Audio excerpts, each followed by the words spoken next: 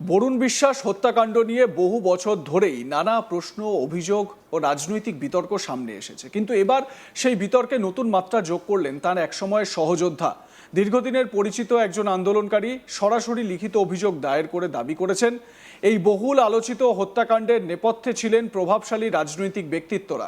তার অভিযোগ ঘিরে নতুন করে শুরু হয়েছে জোর চর্চা।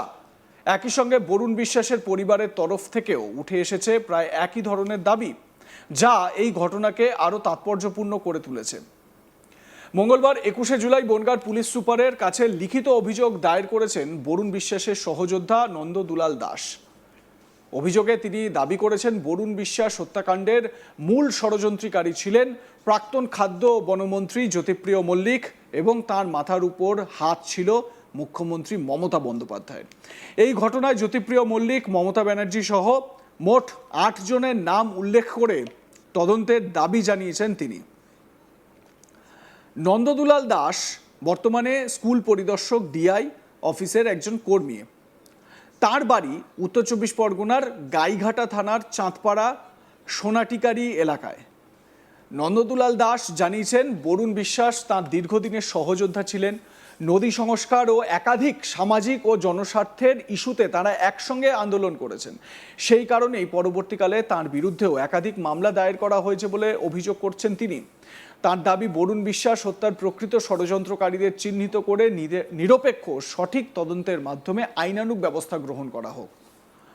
বরুণ বিশ্বাসের এই সহযোদ্ধা নন্দ দুলাল দাস কি বলছেন বা কি জানাচ্ছেন, কি তার দাবি, শুনুন তার মুখেই।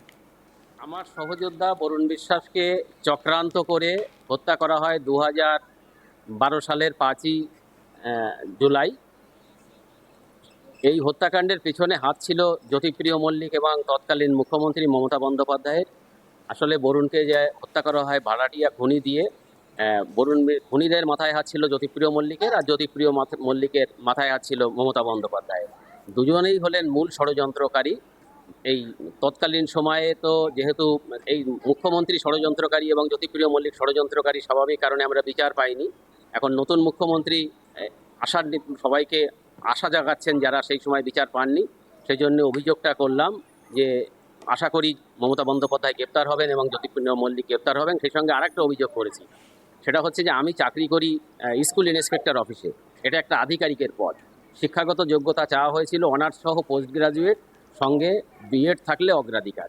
এরকম শিক্ষাগত যোগ্যতায় 20 বছর চাকরি করার পর এখন আমরা বেতন পাই 8,760 টাকা, মানে কল্পনাতীত, ভাবাও যায় না।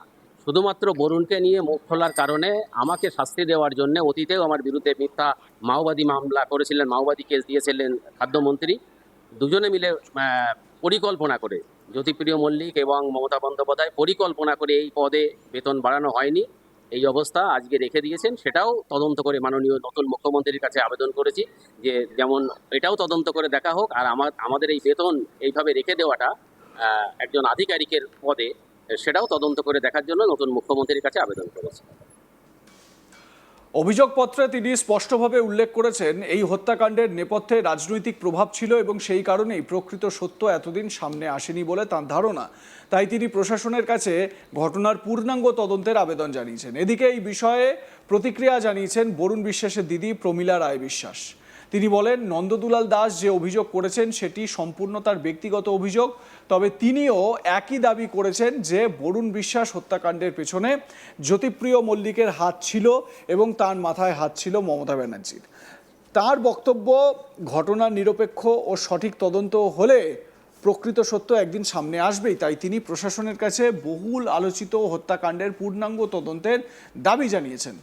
বরুণ বিশ্বাসের দিদি প্রমীলা রায় বিশ্বাস কি বলছেন, শুনুন। নন্দদুলার অভিযোগ করেছে, এটা নিজের অভিযোগ। আর জ্যোতিপ্রিয় মল্লিকের হাত এই খুনের পেছনে আছে, আর জ্যোতিপ্রিয়র মাথায় মমতার হাত আছে। এটা তদন্ত সাপেক্ষ। তদন্ত আর সঠিক তদন্ত যদি হয় এটা উঠে আসবে, নাহলে আমরা 14 বছর বিচার কেন করলাম?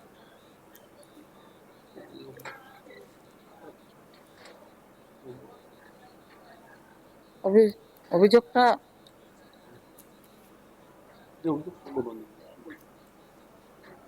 সেটা বলছি যে মমতার হাত রয়েছে এর পেছনে, বরুণের খুনের পিছনে।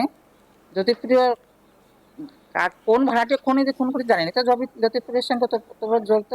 আমি বলছি উনি খুনি, তাকে দিয়ে করেছে, আমার দরকার নেই। আমরা বলছি নন্দদুলাল যেটা বলেছে সেটা তার নিজস্ব ব্যাপার।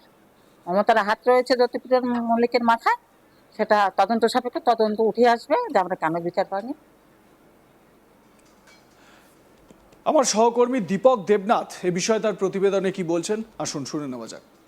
দেখো 2012 সালের 5ই জুলাই এই বরুণ বিশ্বাসকে খুন হতে হয়েছিল। তিনি যখন বাড়ি ফিরছিলেন সে সময় তাকে গুলিতে ঝাঁঝরা করে দেওয়া হয়।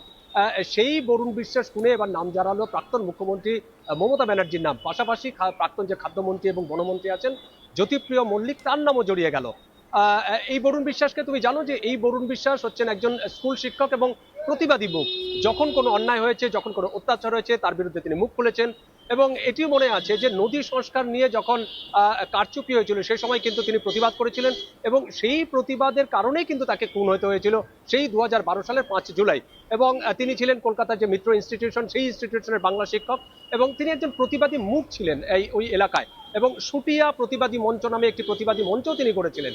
এবং যেটি অভিযোগ যে সেই সময় যারা তাকে খুন করেছিলেন, অর্থাৎ তিনি যখন গোবরডাঙ্গা স্টেশনে নেমেছিলেন, তিনি যখন বাইকে করে যাবেন বাড়ির দিকে যাচ্ছিলেন, ঠিক সেই সময় কিন্তু তাকে গুলি করে খুন করা হয়। এবং ওই ঘটনায় তৎকালীন যিনি খাদ্যমন্ত্রী ছিলেন জ্যোতিপ্রিয় মল্লিক, তার নাম জড়িয়ে যায়। এবং এই মামলাটি করে সেই বরুণ বিশ্বাসের একজন সহযোদ্ধা, একজন সহযোগী নন্দগোপাল দাস।